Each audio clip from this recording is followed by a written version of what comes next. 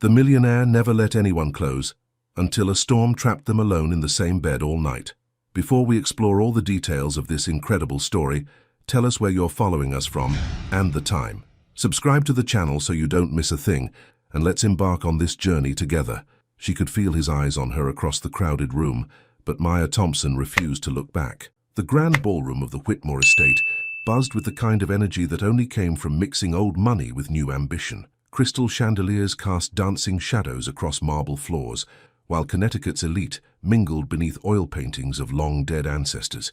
Maya adjusted her black blazer and checked her tablet for the 100th time that evening, her fingers moving with the precision of someone who had orchestrated events like this for years.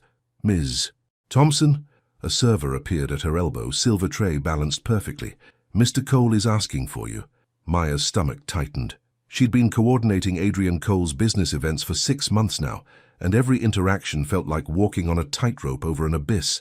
The man was a fortress, impenetrable, calculating, and utterly exhausting to work with, yet something about his intensity made her pulse quicken in ways she couldn't quite explain.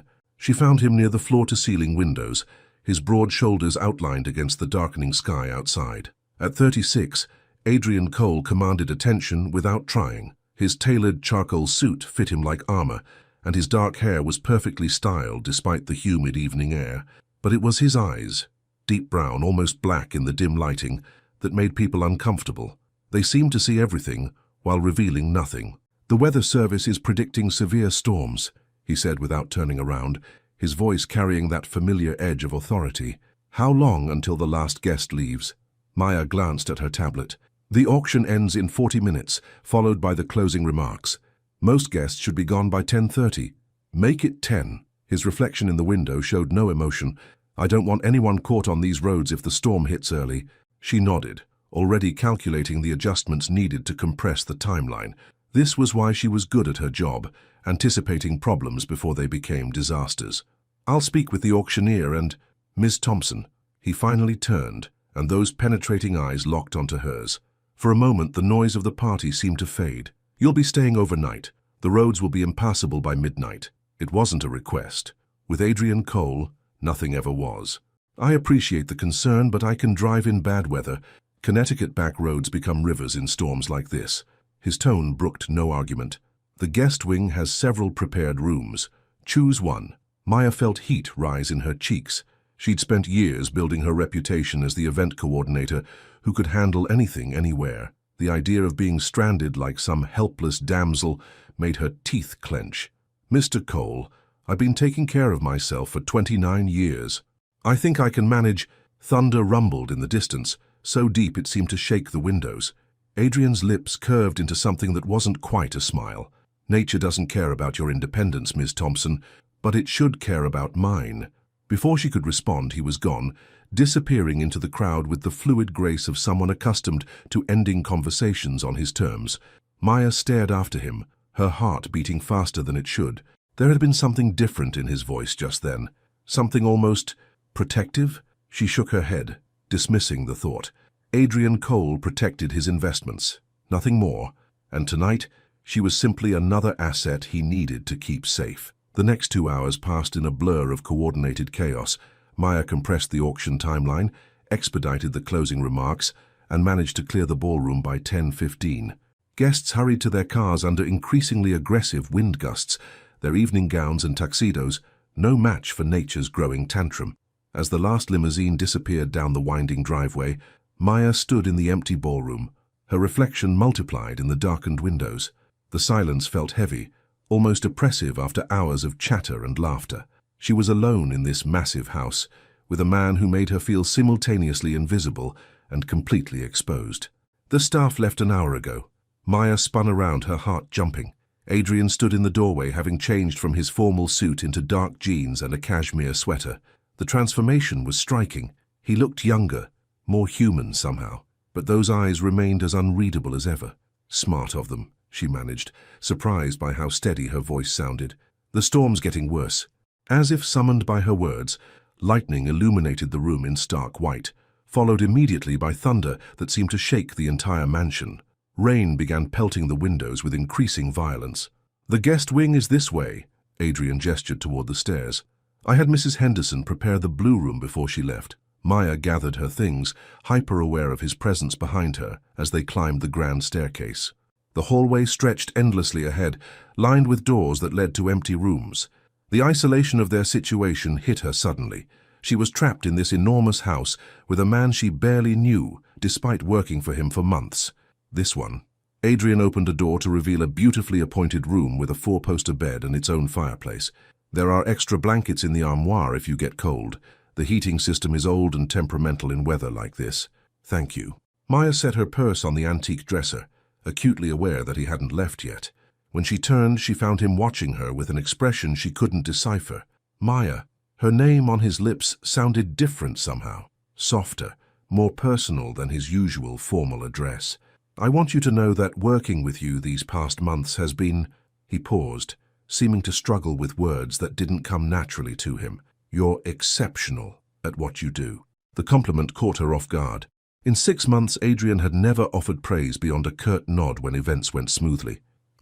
Thank you. That means a lot coming from you. Lightning flashed again, and this time the lights flickered. They both looked up at the chandelier as it swayed slightly. The generator should kick in if we lose power, Adrian said, but there was uncertainty in his voice. These old estates weren't built for modern storms. As if responding to his words, the lights died completely, plunging them into darkness. The only illumination came from lightning strikes that turned the room into a stroboscopic nightmare of shadows and sudden brightness. Maya heard Adrian curse softly, followed by the sound of him moving carefully in the dark. Stay where you are, he said. I'll find the emergency lanterns. But as another flash lit the room, Maya saw something that made her breath catch. For just a moment in the stark white light, Adrian's carefully controlled mask had slipped. The expression on his face wasn't the cold calculation she was used to. It was raw, vulnerable, almost desperate. And in that instant, she realized she wasn't the only one who felt trapped. Have you ever felt trapped in a place with someone who awakens feelings in you that you would rather hide? Maya just saw something in Adrian's eyes that changed everything.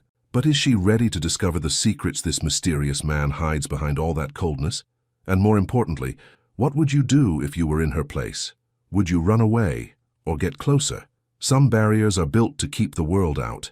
But what happens when they start keeping you in?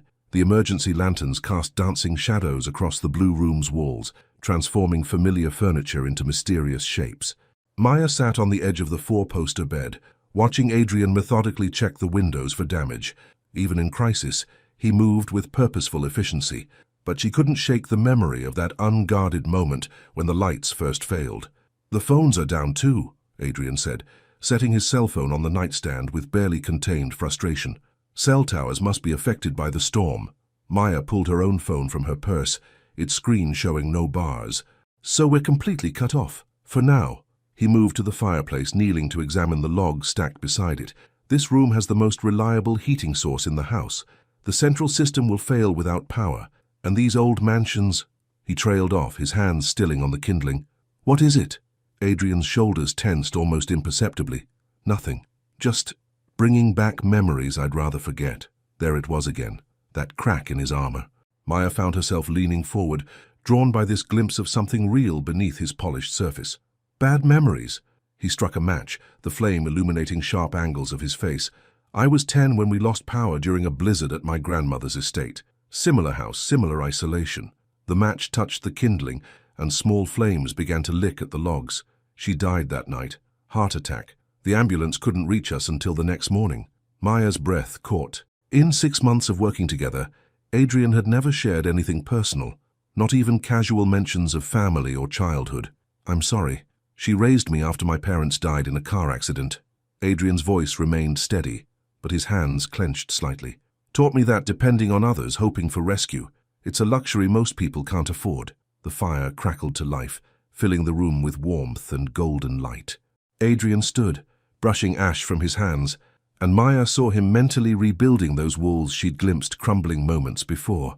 That's why you keep everyone at arm's length, she said softly. His dark eyes snapped to hers. I keep people at professional distances, Ms. Thompson. It's healthier for everyone involved. Even now, when it's just us, trapped by a storm, with no one around to maintain professional distances with. The question hung between them like a challenge. Outside, wind howled against the windows with increasing ferocity, and rain drummed against the glass in violent sheets. The storm was intensifying, but Maya felt something else building in this room, a different kind of tempest. Especially now, Adrian said, but his voice lacked conviction. Maya stood, crossing to the window to look out at the chaos outside.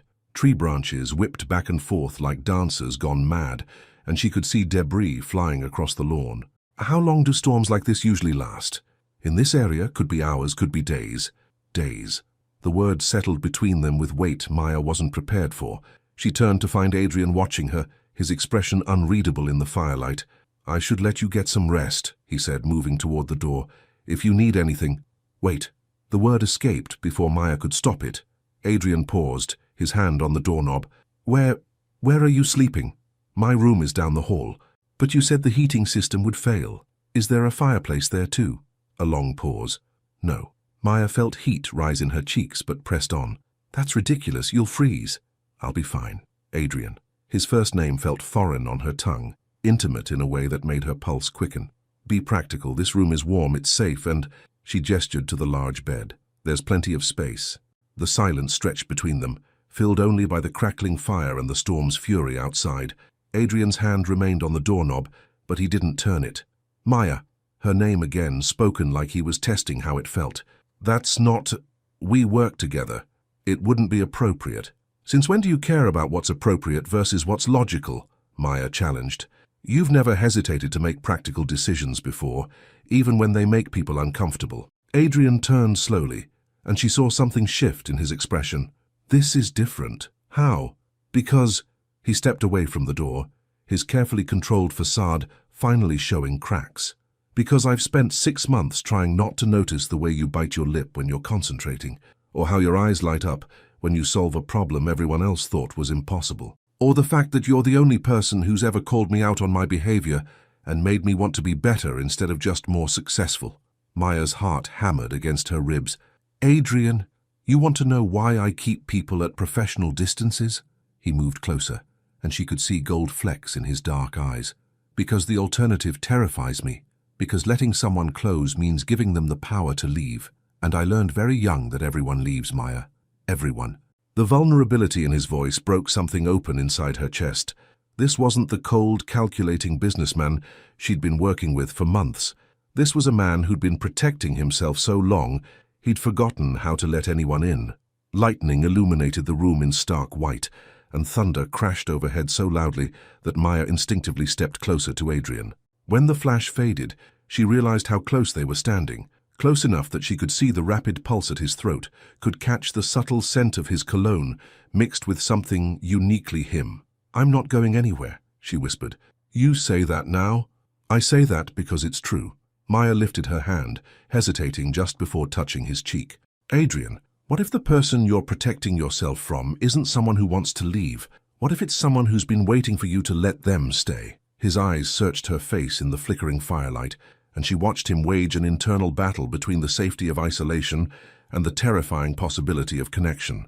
The storm raged outside, but inside this room, the only sound was their breathing and the soft crackle of flames.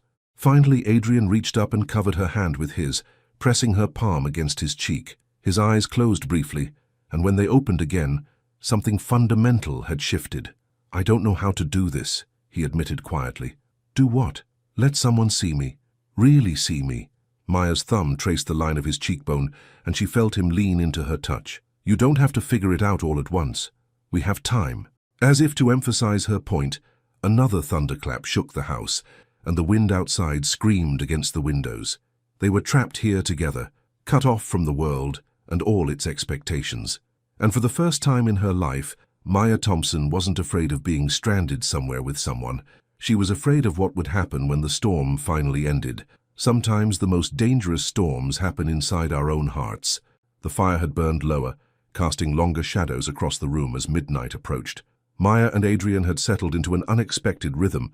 She curled in the room's antique armchair with a blanket, while he sat on the floor beside the fireplace, feeding logs to the flames.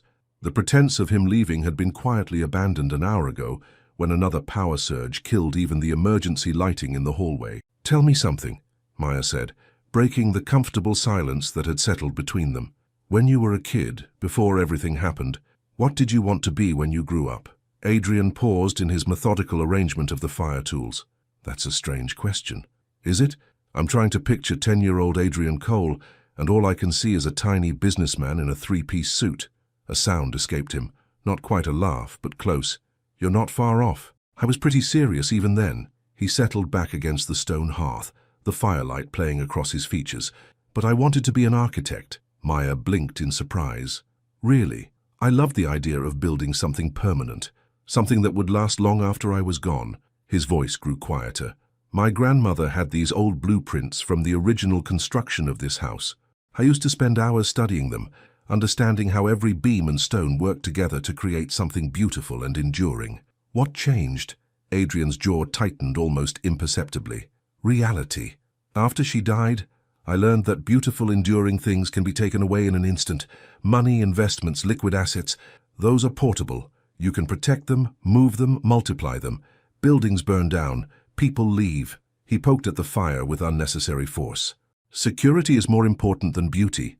Maya pulled the blanket tighter around herself, studying his profile in the dancing light. That's the saddest thing I've ever heard. It's practical. It's heartbreaking. She leaned forward in the chair. Adrian, just because your grandmother died doesn't mean the house stopped being beautiful. It doesn't mean the blueprints stopped mattering. It means I stopped being able to count on anything permanent. The raw honesty in his voice made Maya's chest ache. She could see the boy he'd been, brilliant, passionate, dreaming of creating something lasting, and the man he'd become, terrified of investing in anything that couldn't be converted to numbers on a screen. What about you? Adrian asked, clearly wanting to shift focus away from his own revelations. What did little Maya Thompson dream of becoming? Maya smiled, surprised by how natural it felt to share with him. A storm chaser. Adrian's eyebrows rose. Seriously. I was obsessed with tornadoes when I was 7. The raw power, the way they could reshape entire landscapes in minutes. She gestured toward the windows where rain continued its assault. I thought they were the most beautiful, terrible things in the world. And now you coordinate events, where the biggest crisis is usually a delayed caterer. Now I realize that some storms are more dangerous than others. Maya met his eyes across the flickering space between them, the ones that look calm on the surface, but can tear your whole world apart without warning. Something shifted in Adrian's expression, a recognition, perhaps, that they weren't just talking about weather anymore. Maya, he started, then stopped, running a hand through his hair. I should tell you something, about why I really asked you to stay tonight. Her heart rate quickened. Okay. The weather reports. I checked them this morning. The storm wasn't supposed to hit until tomorrow night. Adrian's dark eyes found hers. I could have sent everyone home hours earlier, could have rescheduled the entire event. Maya felt her breath catch. But you didn't. No, I didn't. He leaned forward, his voice dropping to barely above a whisper. Because I've been looking for an excuse to be alone with you for months, and I'm apparently selfish enough to use a natural disaster to make it happen. The confession hung between them like a bridge. Neither was sure they should cross. Maya felt everything she thought she knew about their professional relationship crumbling and reshaping itself into something entirely new. You could have just asked me to dinner, she said quietly. Could I? You work for me, Maya. There are rules, boundaries, expectations. There are also choices. Maya stood from the chair, the blanket falling away. And feelings. And sometimes two people get caught in a storm that has nothing to do with weather. Adrian rose too, and suddenly they were standing face to face in the firelight, the space between them charged with 6 months of carefully suppressed attraction. What are you saying? His voice was rough, uncertain. I'm saying that maybe you're not the only one who's been afraid. Maya stepped closer, close enough that she had to tilt her head back to meet his eyes. I'm saying that I've spent every meeting with you trying not to wonder what it would feel like to have your full attention focused on me, instead of spreadsheets and logistics. Adrian's hands rose as if to touch her, then stopped mid-air. Maya, if we cross this line... What? What happens if we cross it? Everything changes. Our working relationship, the careful distance we've maintained, the safety of pretending this doesn't exist between us.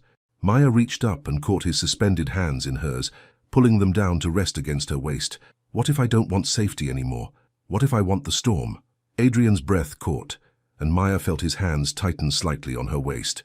The fire crackled behind them, and outside the wind continued its relentless howling. But inside this room, time seemed suspended. "You don't understand," Adrian said, his voice strained. "I don't know how to be gentle with things I care about. I don't know how to love without consuming." The word love seemed to shock them both. Adrian's eyes widened as if he hadn't meant to say it, and Maya felt her heart stutter against her ribs. "Who says I want gentle?" she whispered. For a moment, Adrian looked like a man standing on the edge of a cliff, weighing the risks of falling versus flying. Then lightning illuminated the room in stark white. Thunder crashed overhead, and the last of his carefully constructed walls finally crumbled. His hands came up to frame her face, thumbs brushing across her cheekbones, as he searched her eyes one last time for any sign of hesitation. Finding none, he leaned down slowly, giving her every opportunity to pull away.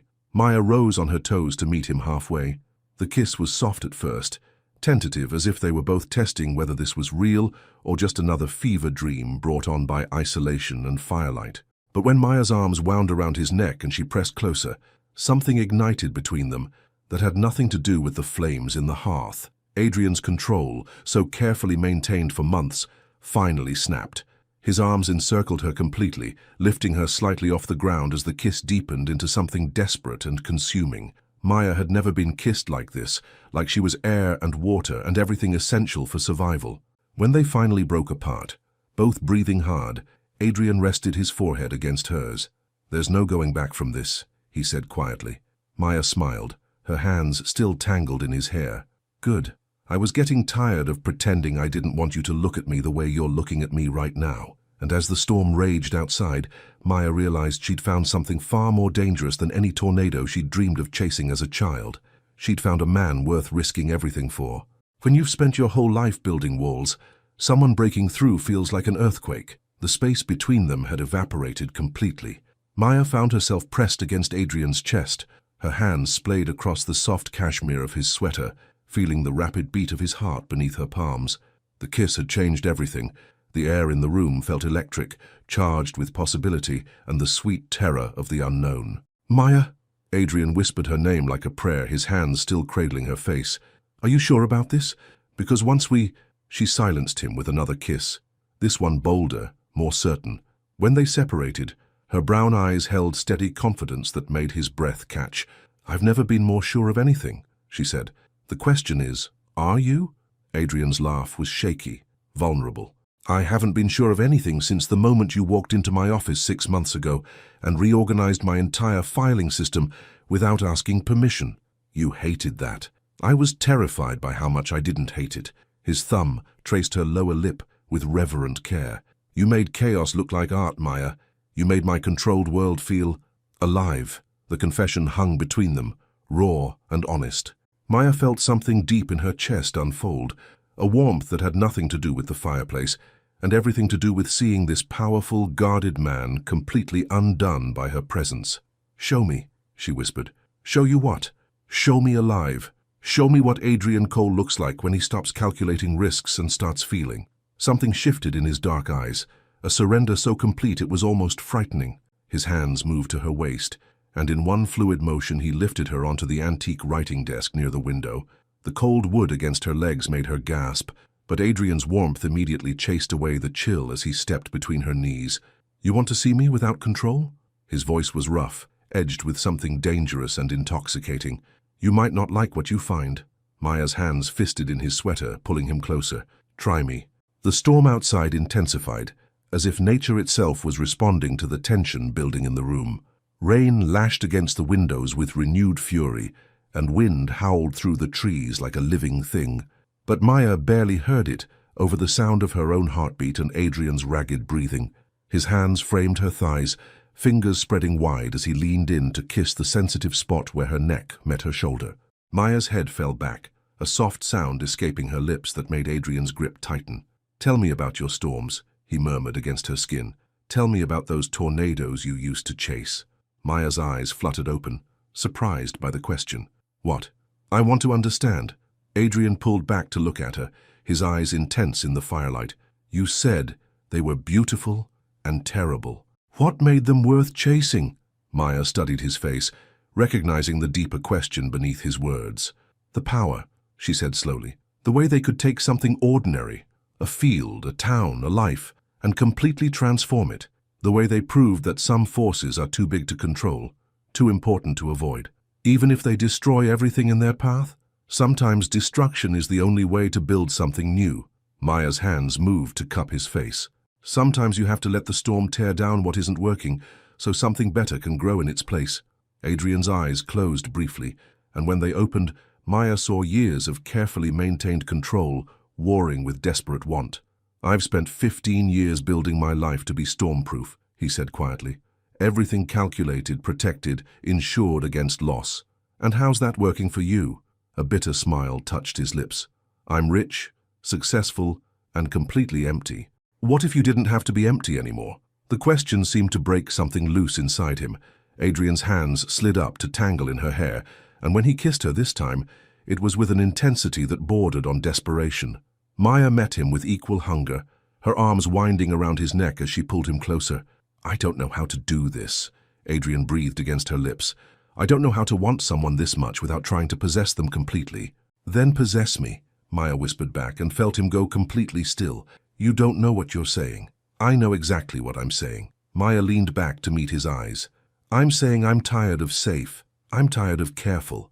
I'm tired of pretending I don't want to be consumed by whatever this is between us." Adrian searched her face as if looking for signs of doubt or fear. When he found none, something fundamental shifted in his expression. The careful businessman disappeared entirely, replaced by someone raw and real and absolutely magnetic. "Maya Thompson," he said slowly, "you're going to be the most beautiful disaster of my life. Promise." Instead of answering, Adrian lifted her from the desk, carrying her the few steps to the enormous four-poster bed.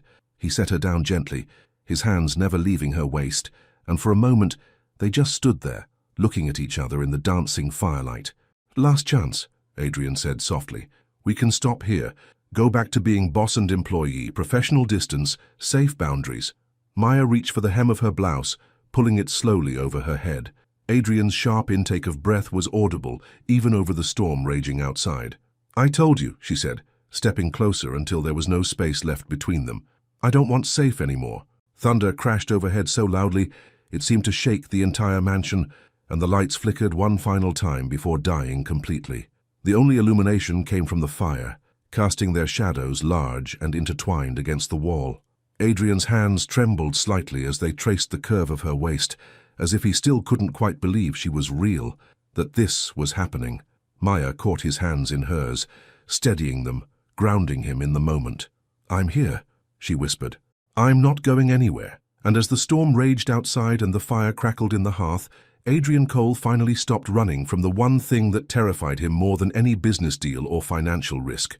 He stopped running from love.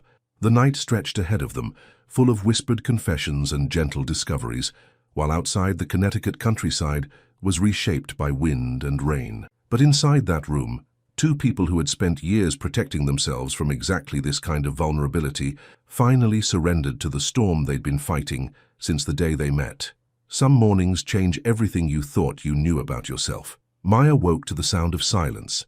After hours of relentless wind and rain, the sudden quiet felt almost unnatural. Pale grey light filtered through the tall windows, and she could hear the distant drip of water from overloaded gutters. The storm had passed, leaving behind the kind of crisp, washed-clean morning that made everything look sharper, more real, too real. She became aware of warmth against her back, of an arm draped protectively across her waist, of steady breathing that wasn't her own. The memories of the night flooded back in a rush that made her heart race. Adrian's hands in her hair, whispered confessions in the darkness, the way he'd looked at her like she was both salvation and destruction. Maya carefully turned in Adrian's arms, studying his sleeping face in the morning light. Without the sharp intensity of his usual expression, he looked younger, more vulnerable. His dark hair was tousled, and there were still faint traces of firelight shadows across his cheekbones. He was beautiful in a way that made her chest ache. What had they done? As if sensing her scrutiny, Adrian's eyes opened slowly. For a moment, his expression was soft, unguarded, the same man who had whispered her name like a prayer in the darkness.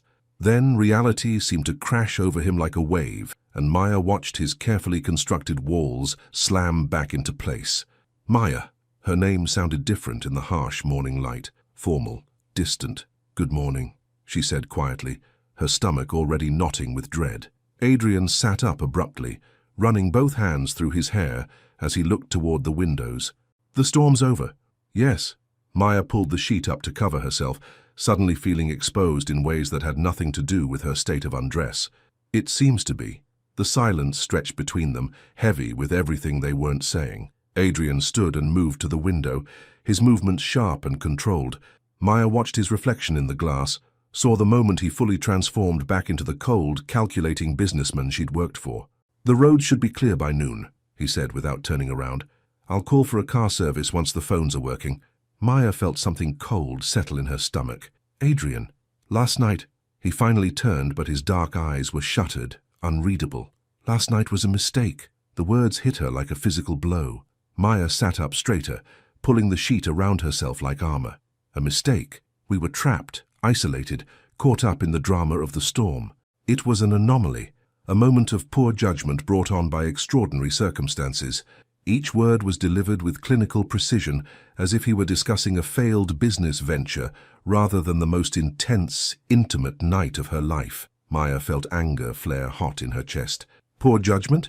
She stood, wrapping the sheet around herself toga style, and faced him across the room. "Is that what you call it when you told me you'd been looking for an excuse to be alone with me for months?" A muscle in Adrian's jaw ticked. "I call it temporary insanity. And when you said you didn't know how to love without consuming, was that temporary insanity too?" "Maya, please." Adrian's voice cracked slightly, the first sign that his composure wasn't as solid as he wanted her to believe. "Don't make this harder than it has to be." "Harder than what has to be? You're the one making this into something it doesn't have to be." Maya stepped closer, refusing to let him retreat into his fortress of emotional distance. "What are you so afraid of?" "I'm not afraid. I'm being realistic. You're being a coward." The accusation hung between them like a slap. Adrian's eyes flashed with something dangerous, and for a moment Maya saw the passionate man from the night before fighting to break free. "You want to know what I'm afraid of?" Adrian's voice was low, rough. "I'm afraid that what happened last night was the most real thing I've felt in 15 years. I'm afraid that if I let myself want you the way I want you, I'll lose every bit of control I've spent my life building. I'm afraid that you'll become everything to me, and then you'll leave, and I'll be right back where I started, empty and alone and wondering why I was stupid enough to believe that someone like you could want someone like me for more than one night." The raw honesty in his confession stole Maya's breath. She could see the terrified boy he'd once been, the one who'd lost everyone he loved, and decided that caring was too dangerous a risk. "Adrian," she said softly, stepping closer. "What if I don't leave?" "Everyone leaves, Maya. It's just a matter of when." "Not everyone. I'm still here, aren't I? Even after you just called the most beautiful night of my life a mistake, I'm still here." Adrian's carefully controlled expression cracked slightly. "Maya, no, let me finish." Maya reached for his hands, relieved when he didn't pull away. "You want to know what I'm afraid of? I'm afraid of going back to my ordinary life and pretending that what we shared didn't matter. I'm afraid of sitting in boring meetings with you and acting like I don't know exactly how you sound when you whisper my name. I'm afraid of wasting the rest of my life being safe instead of taking the chance to be extraordinary with you." Adrian's hands tightened on hers, and Maya could see the war raging behind his eyes, fear battling hope, control fighting desire. "This is insane," he said quietly. "We work together. You report to me. The power dynamic alone makes this impossible." "Then I'll quit." Adrian's eyes widened. "What?" "I'll quit. Today. Right now." Maya lifted her chin defiantly. "Remove the power dynamic. Make us equals. Take away every excuse you're using to run from this." "Maya, you can't just... Watch me." She stepped closer, close enough that she could see the gold flecks in his dark eyes. "I've been playing it safe my whole life, Adrian. Safe job, safe relationships, safe choices. But you make me want to chase storms again. What if we crash and burn? What if this destroys us both?" Maya smiled, and Adrian felt his carefully constructed defenses begin to crumble all over again.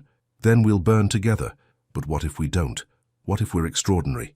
The phone in the hallway began to ring, its shrill sound cutting through the tension like a knife. The outside world was calling, demanding their return to reality, to professional distance, to the safe boundaries they'd shattered in the darkness. Adrian looked toward the sound, then back at Maya's determined face.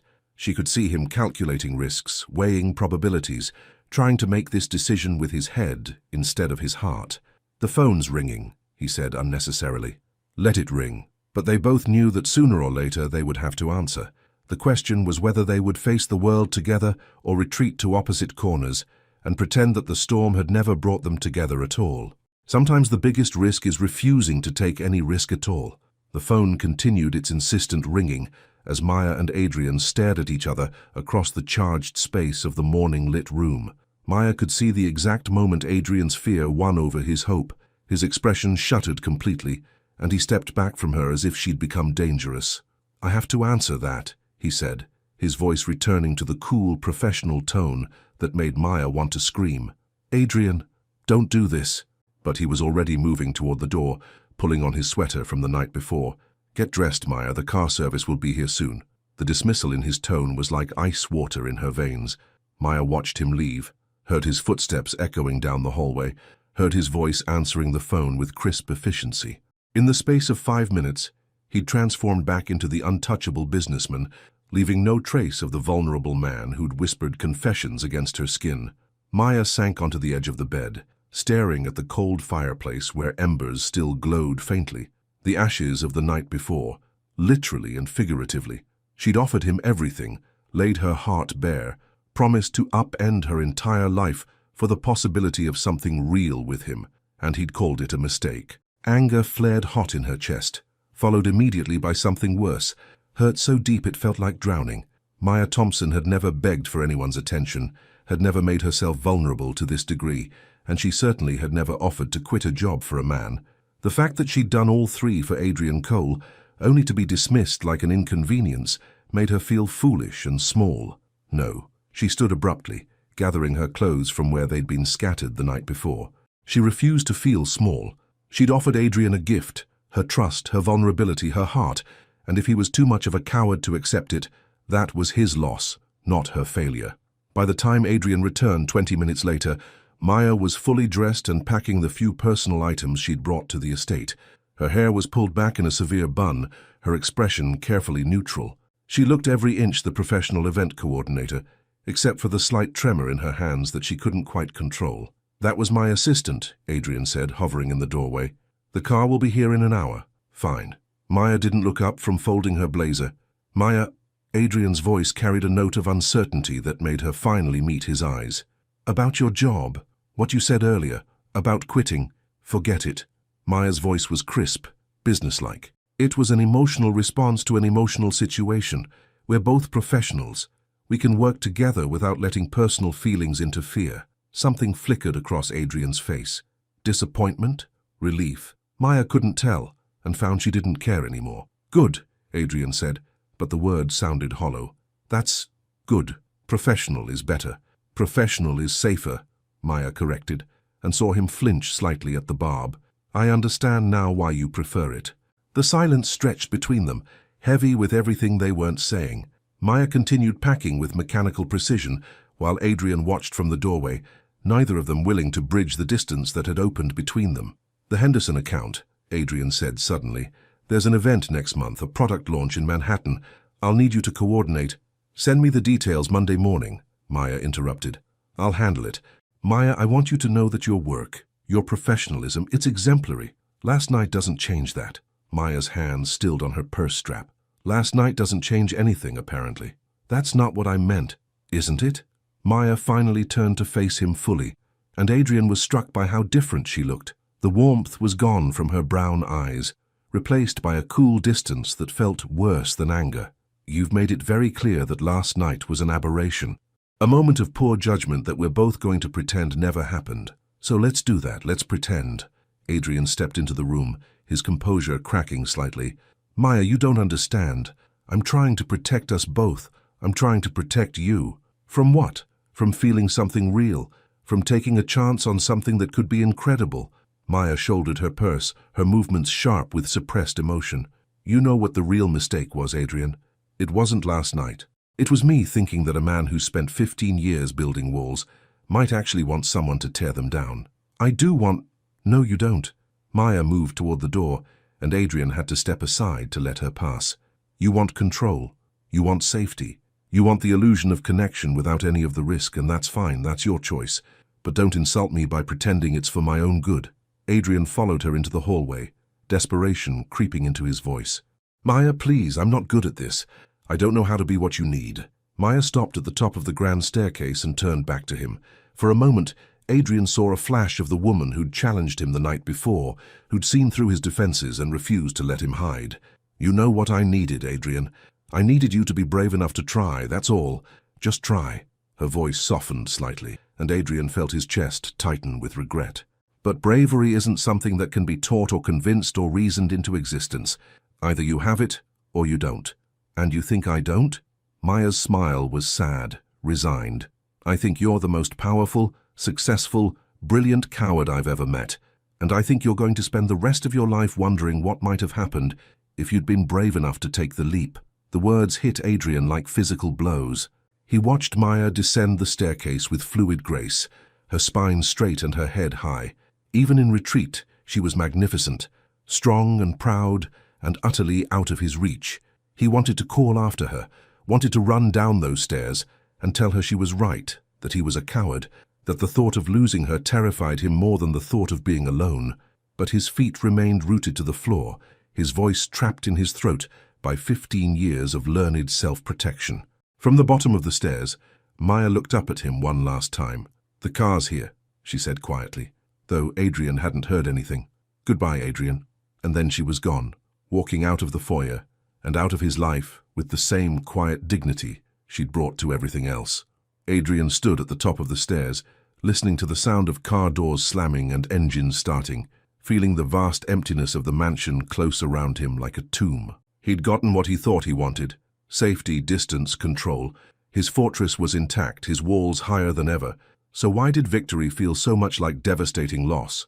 Sometimes the hardest person to run from is yourself. 3 weeks had passed since the storm, and Maya Thompson was drowning in normalcy. Her small apartment in Brooklyn felt suffocating after the vast spaces of the Whitmore estate, and every morning she woke with the phantom weight of Adrian's arm across her waist.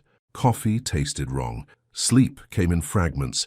Even her favorite diner felt like a stage set where she was performing the role of someone who hadn't been completely undone by one night. She sat at her kitchen table, laptop open to the Henderson account details Adrian had sent with clinical efficiency, a product launch for some tech company, all clean lines and corporate speak.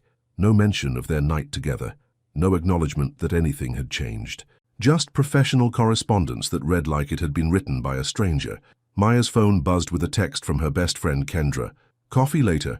You look like death warmed over and I'm staging an intervention. Maya smiled despite herself. Kendra Williams had been her anchor since college, the one person who could read her like an open book and refused to let her retreat into herself when life got complicated.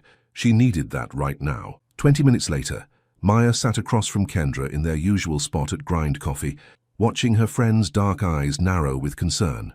Okay, spill, Kendra said without preamble, sliding a lavender latte across the small table. You've been walking around like a zombie for weeks.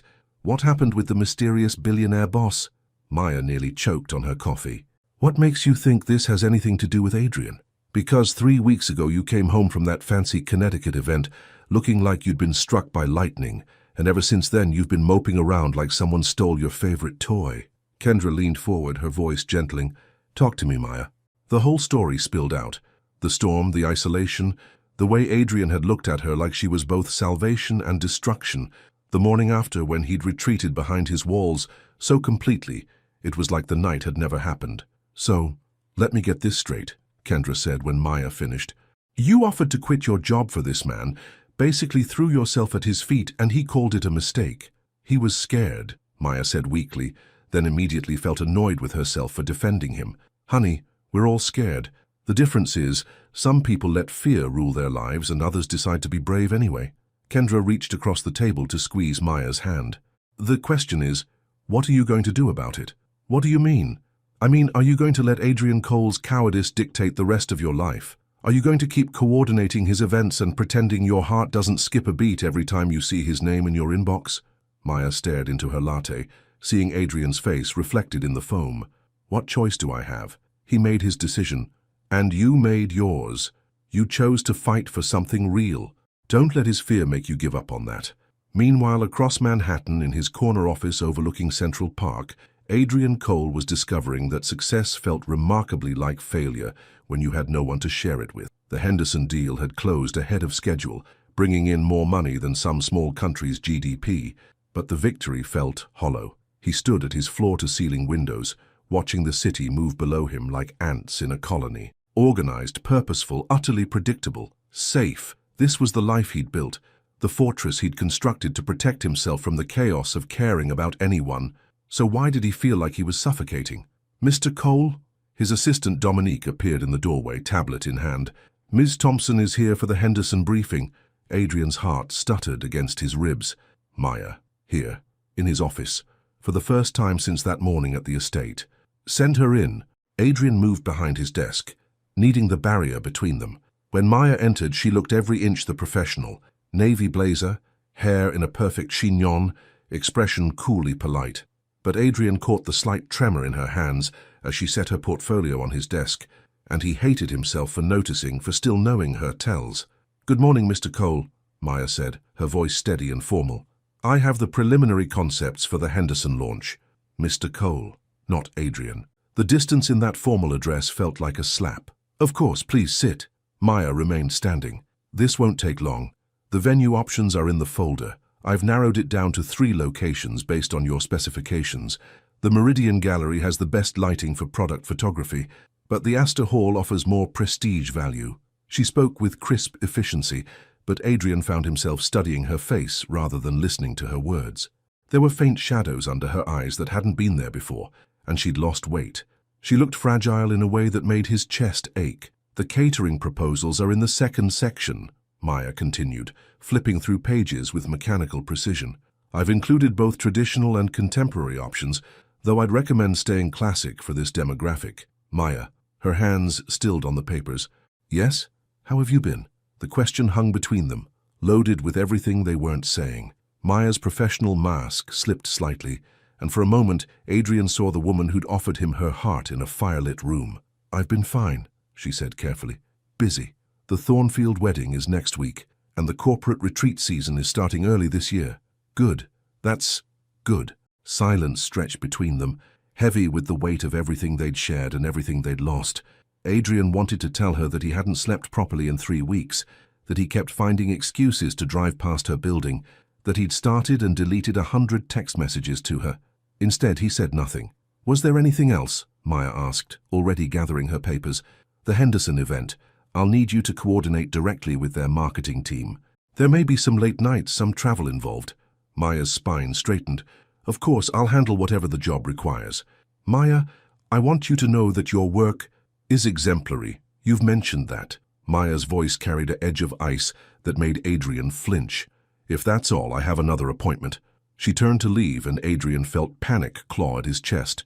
Once she walked out that door, he didn't know when he'd see her again, didn't know if he'd have another chance to... To what? Tell her he was sorry? Tell her she'd been right about everything? Tell her that he woke up every morning reaching for her and spent every day trying to convince himself that he'd made the right choice? "Maya, wait." She paused at the door but didn't turn around. "I want you to know that you were right. About the fear, about the cowardice." Adrian's voice was rough, barely above a whisper. "You were right about everything." Maya's shoulders tensed, and for a moment Adrian thought she might turn around, might give him another chance to be brave. Instead, she said quietly, "Being right doesn't make it hurt any less," and walked out of his office, leaving Adrian alone with his regret and the devastating realization that some mistakes couldn't be undone with apologies. But sometimes fate has other plans. Sometimes the universe conspires to give cowards a second chance, if they're finally brave enough to take it. Sometimes salvation comes from the most unexpected places. Maya stared at the email on her laptop screen, reading it for the 5th time, as if the words might somehow rearrange themselves into something less catastrophic. The Thornfield wedding, 6 months of planning. Her biggest independent contract, the event that was supposed to establish her reputation as a freelance coordinator, was falling apart. "Venue flooded due to burst pipes," she read aloud to her empty apartment. "Catering company declaring bankruptcy. Florist in the hospital after a car accident." Her phone rang and Maya's stomach dropped when she saw the caller ID, Isabel Thornfield, bride-to-be and daughter of one of New York's most influential families. "Maya, please tell me you've fixed this nightmare." Isabel's voice crackled with barely controlled hysteria. "The wedding is in 4 days. 4 days. I have 300 guests flying in from around the world, and you're telling me I have no venue, no food, and no flowers. Isabel, I understand how stressful this is. Do you? Do you understand that this wedding has been featured in 3 magazines already? That my father's business associates are expecting an event that reflects our family's reputation? That if this falls apart, everyone will know that the Thornfields can't even manage to throw a proper wedding?" Maya closed her eyes, feeling the weight of 6 months of work crumbling around her. "I'm exploring every option. There are backup venues, alternative caterers. With 4 days' notice?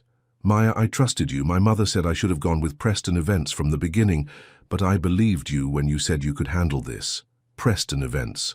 Maya's throat tightened. The company that had fired her 2 years ago for supposedly lacking the sophistication for high-profile clients. The company run by Vivian Preston, who'd made it clear that Maya didn't fit their image of what a luxury event coordinator should look like. "I'm not giving up," Maya said firmly. "I'll find a solution.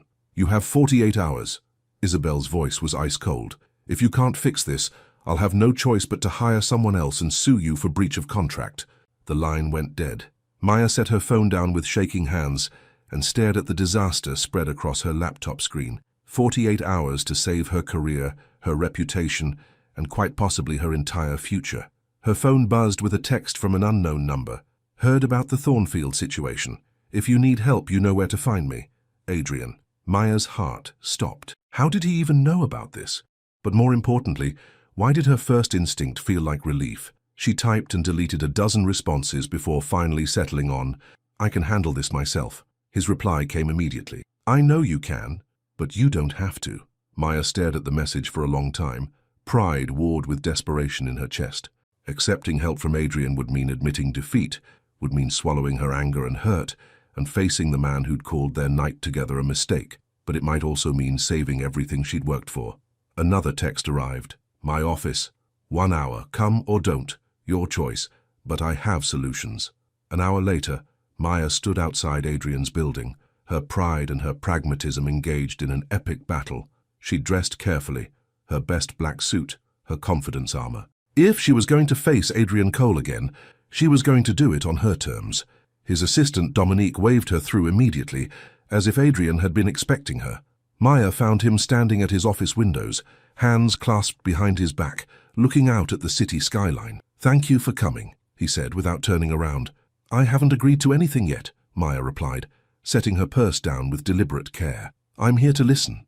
Adrian turned, and Maya's breath caught. He looked as tired as she felt. There were shadows under his dark eyes, and his usually perfect appearance seemed slightly rumpled. He looked like a man who hadn't been sleeping well. "The Meridian Gallery," Adrian said without preamble. "I can get it for Saturday night." Maya blinked. "The Meridian is booked solid for the next 6 months. I checked. The Yamamoto Corporation was hosting a product launch there Saturday. They owe me a favor. Several favors, actually. I can convince them to postpone." "Adrian, that's—" Maya struggled to process the magnitude of what he was offering. "That's a multi-million-dollar event. They'll never agree to reschedule. They will if I ask them to, and if I sweeten the deal with better terms on their pending merger." Maya stared at him, understanding beginning to dawn. "You're talking about using your personal business relationships to fix my problem. I'm talking about using every resource at my disposal to help someone I care about." The words hung between them, loaded with meaning that neither of them was quite ready to address directly. "Why?" Maya asked quietly. "Why would you do this for me?" Adrian moved closer, close enough that Maya could see the gold flecks in his dark eyes. "Because watching you succeed matters more to me than protecting my own interests. Because your reputation, your career, your happiness, they matter more than any business deal." "Adrian, I'm not done." He stepped closer still, and Maya caught the familiar scent of his cologne. "I can get you Delacroix Catering. They're the best in the city and they owe me for the Morrison contract. And Vivienne Flores, she's Isabel's cousin, actually, and she runs the most exclusive floral design house in Manhattan." Maya's head was spinning. "How do you know all this? How do you know about Isabel's family connections?" "Because I've spent the last 3 weeks learning everything I could about your business, your clients, your competitors." Adrian's voice was rough with emotion. Because I've been looking for ways to help you from a distance, trying to open doors without you knowing. Because I'm too much of a coward to just tell you the truth. What truth? Adrian was close enough now that Maya had to tilt her head back to meet his eyes. That I was wrong. That I've been miserable every single day since I let you walk out of that estate. That I wake up every morning reaching for you and spend every night replaying every word you said to me. Maya's heart was hammering against her ribs. Adrian, that you were right about everything. About the fear, about the cowardice, about me choosing safety over the possibility of something extraordinary.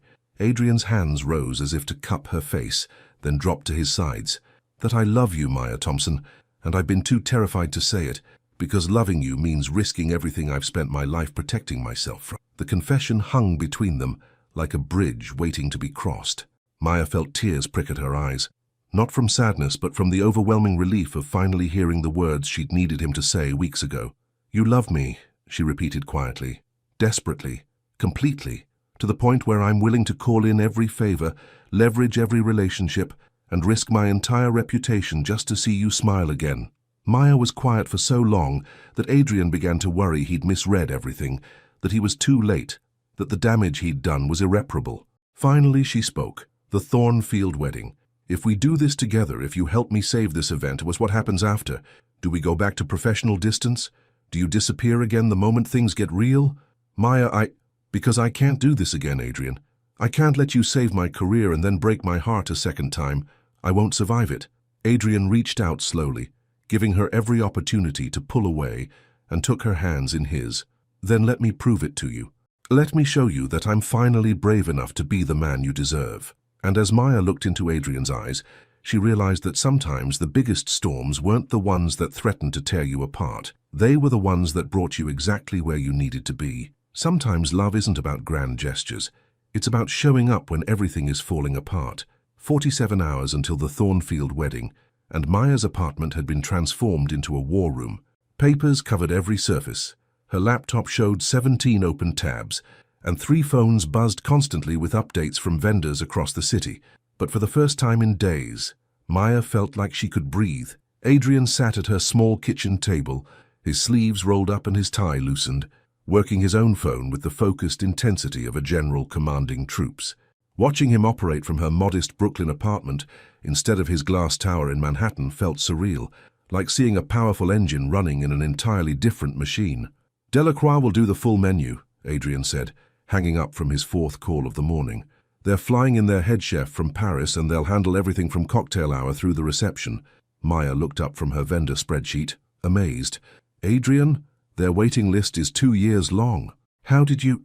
I may have mentioned that their liquor license renewal next year would go much smoother with my support. Adrian's slight smile held a hint of the calculated businessman Maya knew, but there was something different about it now, warmer, more human. Sometimes leveraging power for good feels better than leveraging it for profit. Maya's phone rang, and she grabbed it eagerly. Vivienne Flores. Ms. Thompson, I've reviewed your requirements. Challenging timeline, but not impossible. Vivienne's crisp voice carried the confidence of someone accustomed to performing miracles. I can do garden romantic, white peonies, cascading jasmine, subtle gold accents. But I'll need final approval and full payment by noon. Maya's stomach dropped. Final payment. In all the chaos of rebooking vendors, she'd forgotten that most of her budget was tied up with the now bankrupt original caterer and the flooded venue. Of course, Maya said faintly. I'll have that to you within the hour. She hung up and stared at her banking app, the numbers swimming before her eyes. She had enough for the deposit, but full payment would wipe out her business account and most of her personal savings. What's wrong? Adrian was watching her with the same intensity he'd once reserved for reading market reports. Nothing, just budget adjustments. Maya forced a smile. Part of the business. Adrian studied her face for a long moment, then reached for his own phone. Vivian, Adrian Cole, I'll be covering the floral arrangements for the Thornfield event. Send the invoice to my assistant. Yes, the full amount. Adrian, no! Maya reached across the table to grab his phone, but he held it out of reach. You can't just... Consider it an investment in talent I believe in, Adrian said calmly, ending the call. Besides, I told you I was willing to risk my reputation for your smile. A few flower arrangements seemed like a bargain. Maya stared at him, emotions warring in her chest. Gratitude, frustration, something that felt dangerously like the love she'd been trying to protect herself from feeling again. "This isn't how partnerships work," she said quietly. "Isn't it? I thought partnerships were about using your strengths to cover your partner's weaknesses." Adrian leaned back in his chair, his dark eyes serious. "My strength is having more money than I know what to do with. Your strength is creating magic out of chaos. And what's my weakness in this scenario? Accepting help when you need it." Adrian's voice gentled. "Maya, you don't have to carry everything alone anymore, not if you don't want to." The words hit deeper than Maya expected. She'd been carrying everything alone for so long, her career, her dreams, her carefully guarded heart, that she'd forgotten what it felt like to have someone genuinely want to share the load. "Why are you doing this?" she asked. "Really? Not the business answer, not the logical explanation. Why?" Adrian was quiet for a long moment, his gaze moving to the window where afternoon light filtered through her simple curtains. "When I was 12, my grandmother took me to see a butterfly exhibit at the Natural History Museum. There was this one butterfly, a blue morpho, that had a damaged wing. It could have flown, but not very far, not very high." Maya waited, sensing this story was important. "I asked the curator why they didn't just put it out of its misery, and she told me something I never forgot. She said that sometimes the most beautiful flight comes from the butterfly that has to work hardest to stay airborne." Adrian looked back at Maya, his expression raw with honesty. "You're my blue morpho, Maya. You've been working twice as hard as everyone else your entire career, and watching you soar anyway. It's the most beautiful thing I've ever seen." Maya felt tears prick at her eyes. "Adrian, I'm doing this because you deserve to fly without having to work so hard. Because talent like yours shouldn't be held back by circumstances or prejudice, or the fact that you don't have family money to fall back on." Adrian reached across the table and covered her hand with his. "I'm doing this because loving you means wanting to see you succeed, even if you decide you don't want me in your life." "Is that what you think? That I don't want you in my life? I think I gave you every reason not to." Adrian's thumb traced across her knuckles. "I think I was so afraid of you leaving that I pushed you away first. Classic self-sabotage." Maya turned her hand palm up, interlacing their fingers. "What if I told you that leaving wasn't what I wanted? What if I told you that what I wanted was for you to fight for us? Then I'd tell you that I'm fighting now, that I've been fighting for weeks, just badly." Adrian's grip tightened on her hand. "That I'm finally ready to stop protecting myself from the best thing that's ever happened to me." Maya's phone buzzed with another vendor update, but for once, she ignored it. "The best thing? Maya Thompson, you walked into my sterile, controlled world and turned it into something worth living in. You made me remember what it felt like to want something besides security and profit margins." Adrian lifted their joined hands and pressed a soft kiss to her palm. "You made me remember what it felt like to be human." The simple gesture, intimate without being presumptuous, tender without being possessive, broke something open in Maya's chest. This wasn't the desperate passion of their storm-trapped night or the cold professionalism of their recent interactions. This was something new: partnership, respect, love offered without demands. "We still have 36 hours of crisis management ahead of us," Maya said softly. "I know. And after the wedding, we'll have to figure out what this means, how we work together, how we be together." "I know that too. And you're not going to panic and run the moment things get complicated." Adrian brought their joined hands to his lips again, this time kissing her knuckles one by one. "Maya, I've spent 3 weeks learning that running from you is the most complicated thing I've ever done. Everything else is simple by comparison." Maya's phone buzzed again, more insistent this time. Reality was calling, demanding their attention, reminding them that they had a wedding to save and a reputation to rebuild. But as Maya reached for her phone with her free hand, keeping the other firmly clasped in Adrian's, she felt something she hadn't experienced in weeks: hope. They had 36 hours to pull off a miracle, 36 hours to prove that sometimes the most beautiful events came from the most impossible circumstances. 36 hours to show that Maya Thompson and Adrian Cole were better together than either could be alone.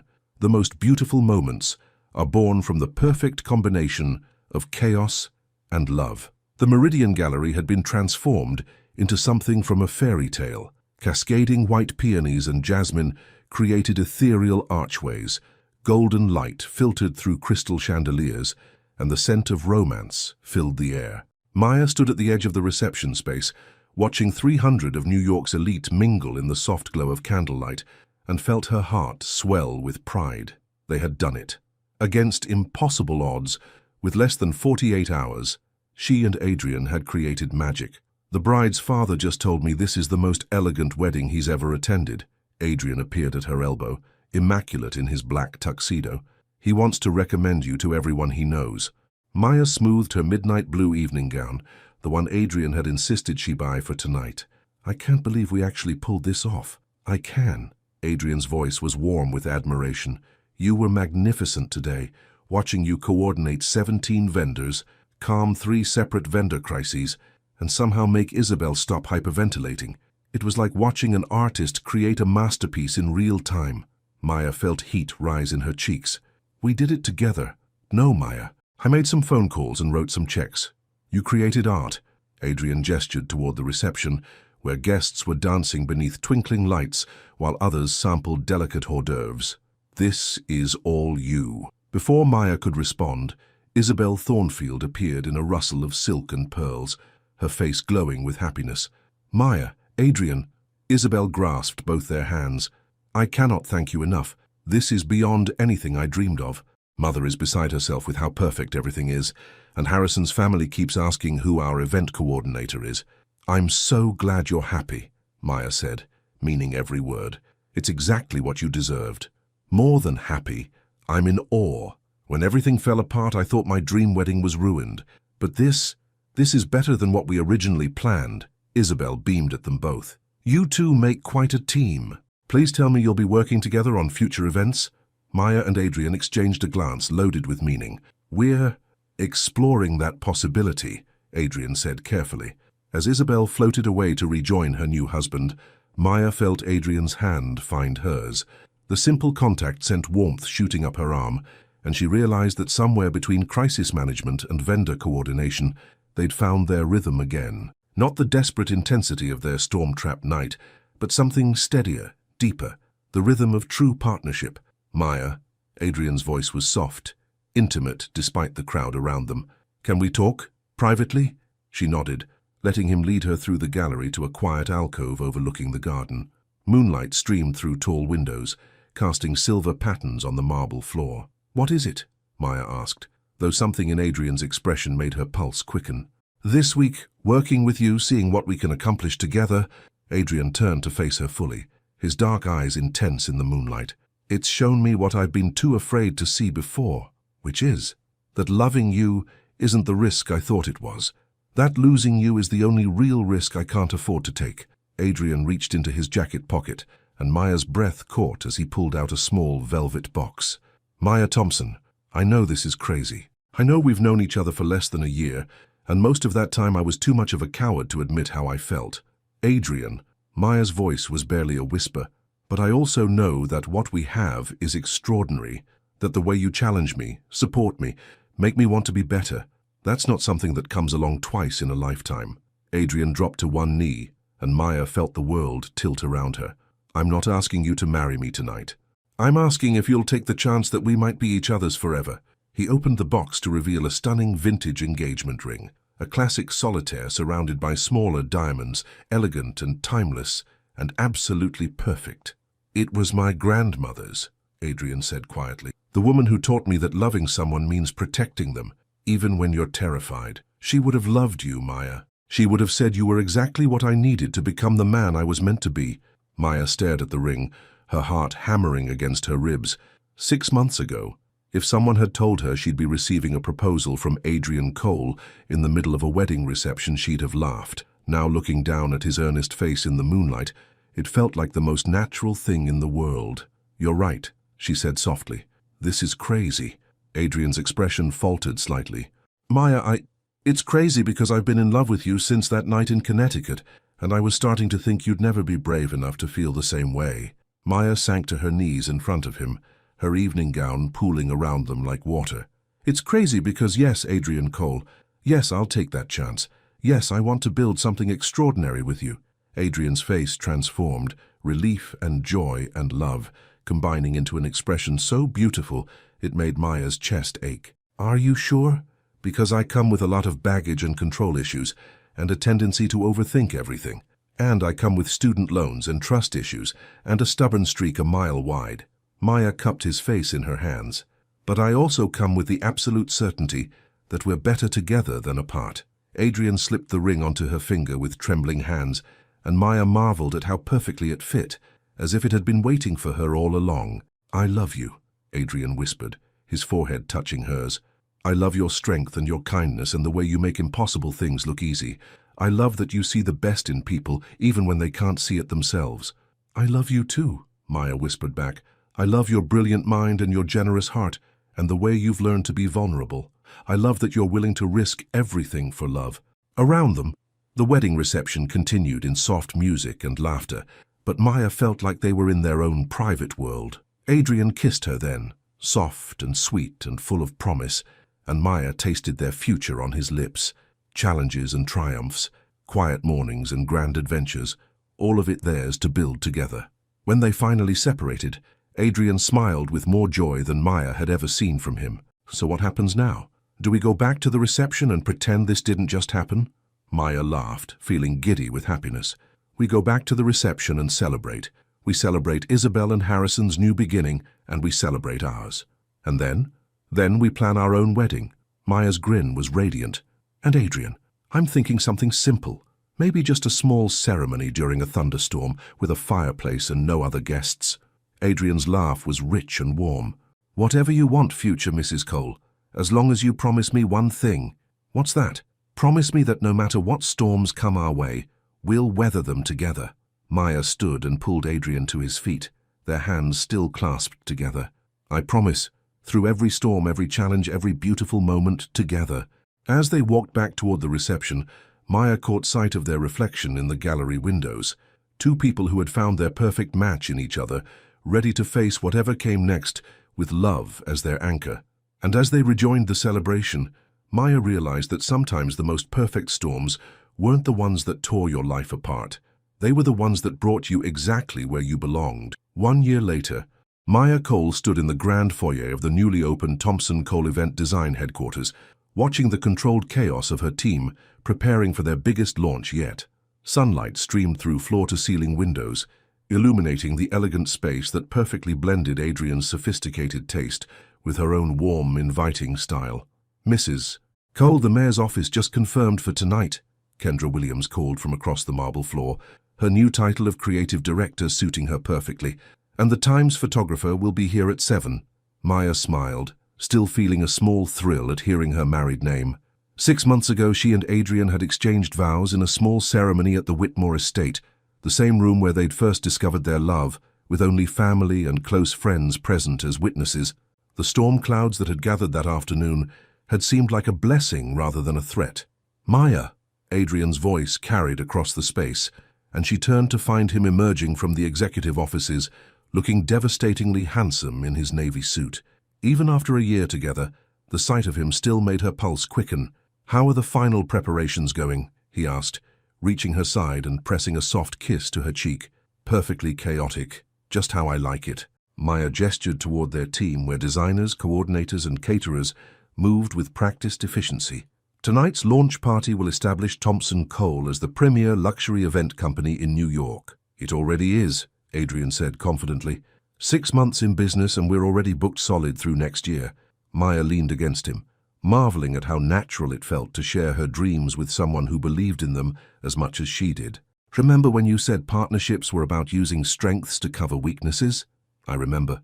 What are my strengths now? Adrian's arms came around her waist, and Maya felt that familiar sense of home she'd found in his embrace. Vision, creativity, the ability to make magic out of impossible situations, the gift of making everyone around you believe they can accomplish anything. And my weaknesses? Still accepting help when you need it, Adrian said with a gentle smile. But you're getting better at it, Maya laughed, thinking of how their business partnership had evolved. Adrian handled the financial strategy and high-level negotiations, while Maya managed the creative vision and client relationships. But more importantly, they'd learned to lean on each other in ways that made both of them stronger. Mrs. Cole? A young intern approached nervously. There's a call for you on line 3. Something about a last-minute crisis with the Pemberton anniversary party. Maya and Adrian exchanged amused glances. Crisis management had become their specialty, and they discovered that working together through problems only deepened their bond. "I'll handle it," Maya said, then looked at Adrian. "Unless you want to take this one." "Your client, your call," Adrian replied, but his eyes sparkled with the shared understanding that had developed between them. "I'll be here if you need backup." As Maya headed toward her office, she caught sight of the framed photo on the reception desk, the two of them at the Thornfield wedding, laughing as they coordinated what had seemed like an impossible event.